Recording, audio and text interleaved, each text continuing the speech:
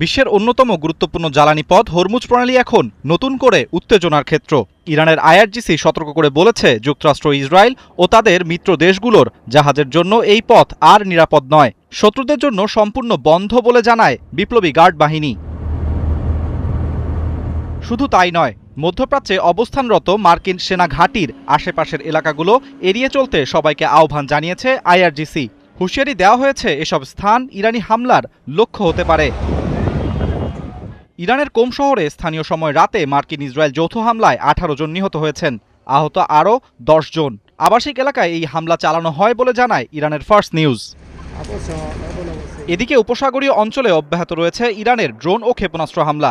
কুয়েতের প্রধান বাণিজ্যিক বন্দর শুয়াইক বন্দরে হামলার খবর পাওয়া গেছে, যা আঞ্চলিক বাণিজ্য ও নিরাপত্তা পরিস্থিতিকে আরও অনিশ্চিত করে তুলছে। অন্যদিকে ইরানে হামলা আরও জোরদার করার হুমকি দিয়েছেন ইসরায়েলের প্রতিরক্ষামন্ত্রী। তেহরানের বিরুদ্ধে ইসরায়েলের বেসামরিক নাগরিকদের উপর ক্ষেপণাস্ত্র হামলার অভিযোগ তুলেছেন তিনি। দক্ষিণ লেবাননের একটি গ্রাম খালি করার হুমকিও দিয়েছে তেল আবিব। স্থল অভিযান বাড়ানোর অংশ হিসেবে এই সতর্কতা জারি করা হয়েছে। ইরানে হামলা আরও জোরদার হবে, এমন লক্ষ্যবস্তুর উপর আঘাত করা হবে যা ইসরায়েলি বেসামরিক নাগরিকদের উপর ইরানের হামলা পরিচালনায় সহায়ক।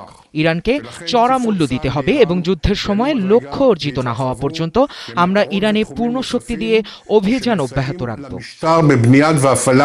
এই উত্তেজনার মধ্যে মার্কো রুবিও ফ্রান্সে G7 দেশগুলোর বৈঠকে যোগ দিয়েছেন। ইরান ইস্যুতে সমন্বিত কৌশল নিয়ে আলোচনা চলছে।